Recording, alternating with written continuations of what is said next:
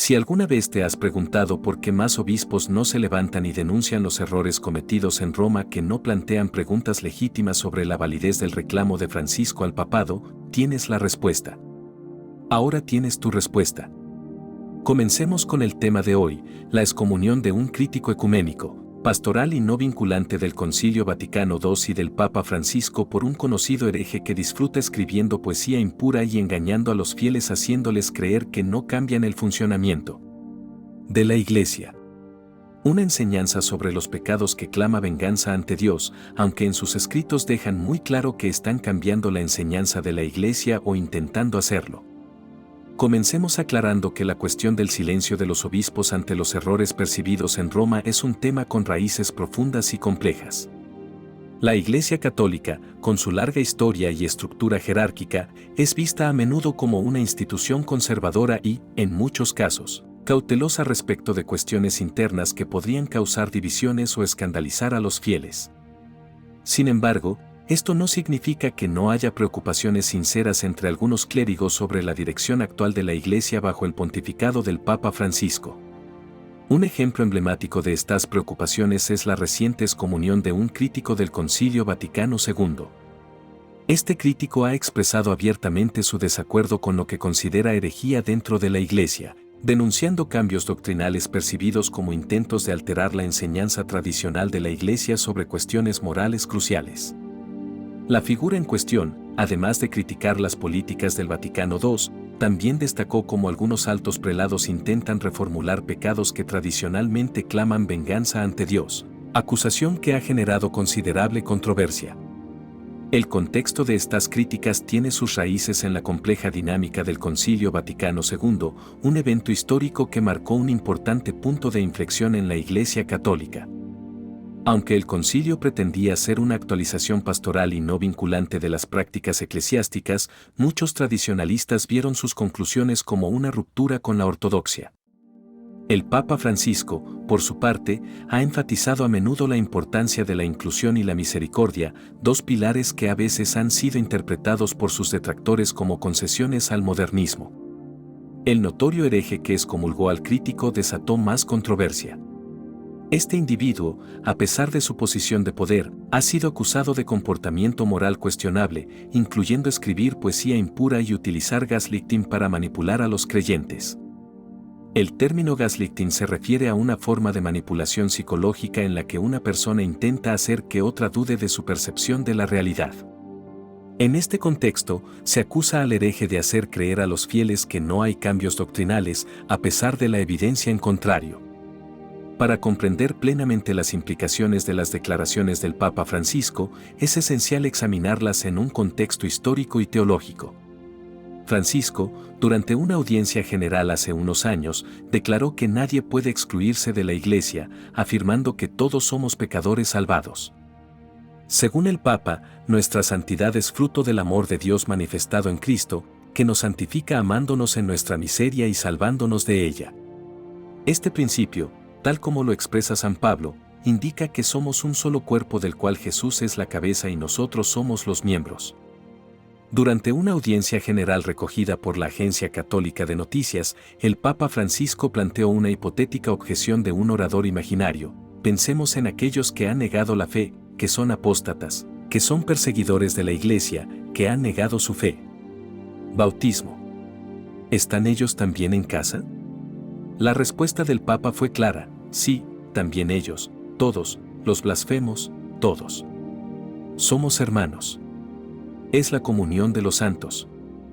Esta afirmación pone de relieve una idea central de la teología de Francisco: la comunión de los santos une a la comunidad de creyentes en la tierra y en el cielo, incluidos santos y pecadores. Según él, el vínculo entre los cristianos es tan fuerte que ni siquiera la muerte puede romperlo. Esta visión inclusiva de la Iglesia está profundamente arraigada en los documentos del Concilio Vaticano II, en particular en la Lumen Gentium. En el párrafo 15 de la Lumen Gentium, el Concilio Vaticano II reconoce que la Iglesia está relacionada de muchas maneras con aquellos que, aunque bautizados, no profesan la fe en su totalidad ni mantienen la unidad de comunión con el sucesor de Pedro. El documento declara que, de una forma u otra, están verdaderamente unidos a nosotros en el Espíritu Santo, que también obra entre ellos por sus dones y su gracia. Este enfoque teológico llevó a Francisco a declarar que quienes niegan el papado son, sin embargo, cristianos y parte de la Iglesia. Esta perspectiva, sin embargo, ha suscitado mucha controversia, particularmente entre quienes ven en la doctrina tradicional una frontera clara e insuperable entre ortodoxia y herejía. El ejemplo de la reciente excomunión de un crítico del Vaticano II y del Papa Francisco es emblemático de estas tensiones. Este crítico planteó dudas sobre la validez del pontificado de Francisco y denunció las reformas posconciliares como intentos de cambiar radicalmente las enseñanzas de la Iglesia. En respuesta, Francisco, a través del famoso cardenal hereje Fernández, declaró que el obispo Vigano se había excomulgado a sí mismo al cometer el delito canónico de cisma, incurriendo así en la pena automática de excomunión según el Código de Derecho Canónico de 19.183. Estas declaraciones del Papa Francisco reflejan una visión de la Iglesia que coloca la misericordia y la inclusión en primer plano. Su insistencia en que todos los cristianos, cualesquiera que sean sus pecados o desviaciones doctrinales, sigan siendo parte del cuerpo de Cristo, es coherente con su teología pastoral, que busca abrazar en lugar de excluir. Cuando Francisco dice que nadie puede excluirse de la Iglesia, retoma el concepto de comunión de los santos, que está en el corazón de la doctrina católica. La comunión de los santos incluye no solo a los santos canonizados, sino a todos los fieles, vivos y muertos, unidos en Cristo. Este vínculo, según Francisco, es indisoluble, porque está arraigado en el amor redentor de Cristo, que supera todo pecado y división. Sin embargo, esta visión inclusiva no está exenta de críticas. Muchos tradicionalistas ven estas declaraciones como una amenaza a la integridad doctrinal de la Iglesia. Argumentan que no excluir a los herejes y cismáticos puede diluir la pureza de la fe católica y sembrar confusión entre los fieles sobre lo que constituye la verdadera ortodoxia. Francisco también enfrentó la hipotética objeción de quienes han negado la fe, perseguido a la Iglesia o negado su bautismo. A la pregunta de si también tienen su lugar en la Iglesia, el Papa respondió afirmativamente. Sí, también ellos, todos, los blasfemos, todos. Somos hermanos. Es la comunión de los santos. Esta respuesta radical resalta su creencia de que el amor y la misericordia de Dios son suficientes para acoger incluso a aquellos que parecen haberse distanciado irremediablemente. Esta opinión también es apoyada por el Concilio Vaticano II, particularmente en la Lumen Gentium, que afirma que la Iglesia está vinculada de muchas maneras a aquellos que, aunque bautizados, no profesan la fe en su plenitud o no mantienen la unidad de comunión con el Papa. El documento reconoce que, de una forma u otra, estas personas están unidas a nosotros en el Espíritu Santo, quien también obra entre ellos a través de sus dones y su gracia. Esta teología de la inclusión también se refleja en la forma en que Francisco maneja los asuntos disciplinarios. Por ejemplo, en la controversia sobre el arzobispo Vigano, Francisco, a través del cardenal Fernández, declaró que Vigano se había excomulgado cometiendo el crimen canónico de cisma. Según el Código de Derecho Canónico de 1983, esto conlleva automáticamente la pena de excomunión. Sin embargo, a pesar de esta medida disciplinaria, la posibilidad de reintegro sigue abierta siempre que se cumplan las condiciones requeridas. La excomunión del arzobispo Carlo María Vigano representa un acontecimiento crucial y controvertido en la Iglesia Católica.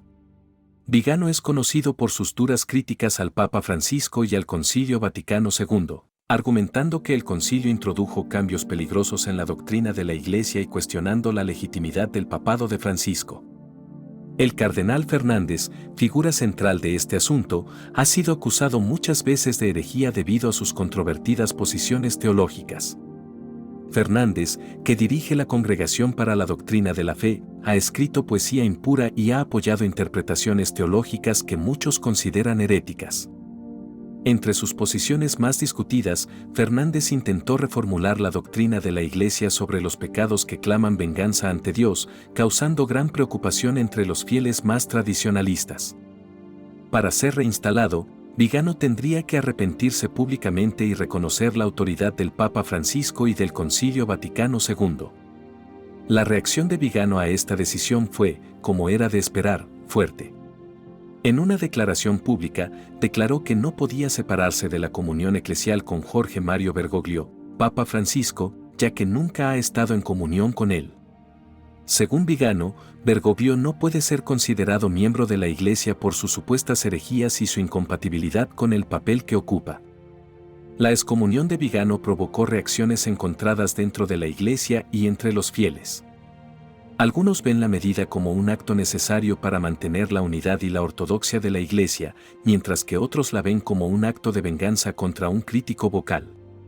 La cuestión de la legitimidad del pontificado de Francisco y del Concilio Vaticano II sigue siendo objeto de intenso y controvertido debate. El caso de Vigano también plantea cuestiones más amplias sobre la gestión de la disidencia dentro de la Iglesia. Si bien es importante mantener la unidad y la autoridad de la Iglesia, es crucial garantizar que haya espacio para el debate y la crítica constructiva. La excomunión es una de las sanciones más duras que la Iglesia puede imponer, y su aplicación en este caso pone de relieve las profundas divisiones teológicas y pastorales que existen en la Iglesia católica contemporánea. Este episodio plantea importantes interrogantes sobre la naturaleza de la autoridad eclesiástica, la gestión de la disidencia y la interpretación de la enseñanza doctrinal en la Iglesia posconciliar, estando el cardenal Fernández en el centro de estas controversias por sus posturas teológicas controvertidas. ¿Qué piensas? Si te gustó el video, comenta amén. Que Dios te bendiga.